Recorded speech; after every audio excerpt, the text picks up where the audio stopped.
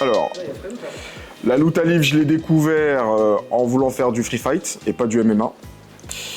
Et le JJB, je l'ai découvert du coup dans le même club. Et j'y suis resté parce que j'aime bien, parce que c'est un sport qui est complet, qui permet de se remettre tout le temps en question et d'avoir tout le temps des challenges.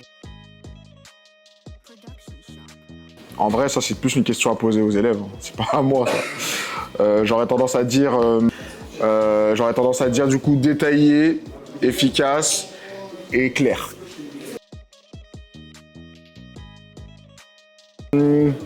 Je regarde. Qu'est-ce que je regarde? Je regarde s'il est sérieux, c'est-à-dire est-ce qu'il écoute ce que je dis, est-ce qu'il est distrait ou pas, et est-ce qu'il arrive à appliquer ce que je transmets.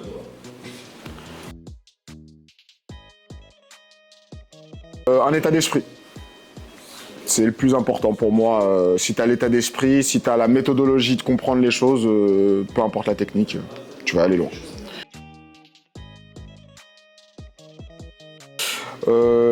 Quelqu'un qui est constant dans son travail, qui est clair dans ce qu'il fait, c'est-à-dire qu'il sait où il va, il est on the road.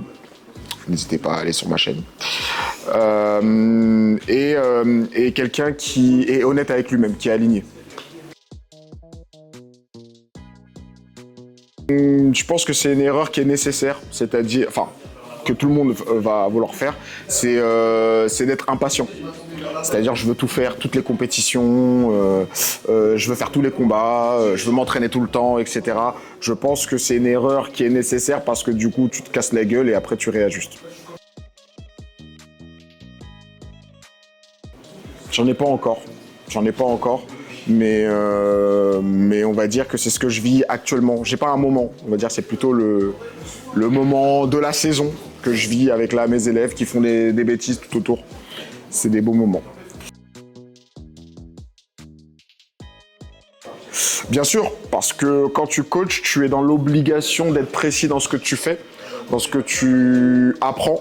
Donc du coup, forcément, tu dois avoir une compréhension de la technique. Donc forcément, on va dire qu'il y a une amélioration, en tout cas dans mon jiu-jitsu, depuis que je suis coach. Ça m'a apporté une structure, ça m'a apporté une manière, on va dire, un petit peu différente de voir les choses, structurellement parlant, comme j'ai dit avant. Donc c'est que du positif, et voilà.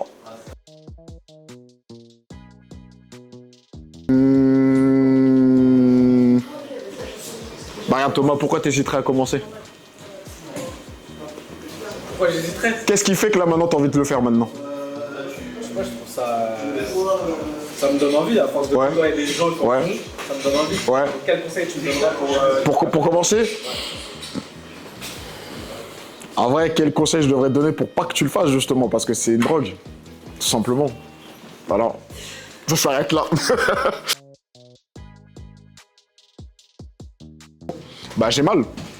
J'ai mal, après j'essaie de faire abstraction en me disant pourquoi il a perdu. Est-ce qu'il a perdu parce que c'était plus fort en face et du coup il y a du travail en plus? Moi je suis quelqu'un qui prend beaucoup aussi la responsabilité. C'est-à-dire que je suis peut-être dur et tout, mais d'une certaine manière je me dis qu'est-ce que j'ai foiré moi dans mon apprentissage pour qu'il ne réussisse pas. Et du coup, j'ai ce sentiment un petit peu de frustration et après j'ai ce sentiment qui passe par-dessus en me disant bon, maintenant qu'est-ce qu'on doit faire pour réajuster à chaque fois, couche par couche. En fait, je crois en eux, peut-être même plus que pour certains eux-mêmes, et du coup je me dis bon, ils vont réussir. Maintenant, qu'est-ce qui manque pour qu'ils réussissent? Pas est-ce qu'ils vont réussir? Pour moi, ils ont réussi. Enfin, ils vont réussir dans tous les cas. Maintenant, il manque quoi pour arriver à ce point-là? Donc, je vois un peu le truc différemment. Un peu de frustration et après, je me remets tout de suite dans l'objectif de réussite.